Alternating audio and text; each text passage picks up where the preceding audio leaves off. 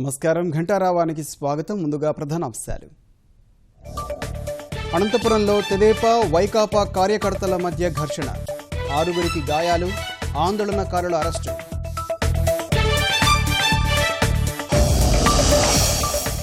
హరిత వనాల రాజ్యంగా రాష్ట్రాన్ని తీర్చిదిద్దుతామన్న సీఎం, 50 కోట్ల మొక్కలు నాటడమే లక్ష్యమని స్పష్టీకరణ.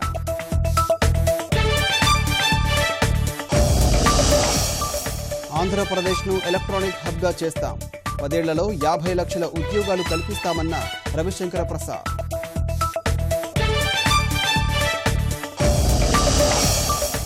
రాజధానికి వచ్చేందుకు ఉద్యోగులంతా సిద్ధమే, కార్యాలయాలు త్వరగా చూడాలని రెవెన్యూ ఉద్యోగుల సూచన.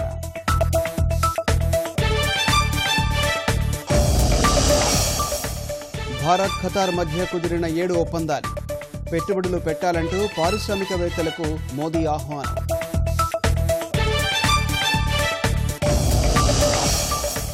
ఉపరితల ఆవర్తనంతో కోస్తాంధ్రలో వానలు, తణుకులో రహదారులపై చేపల వర్షం.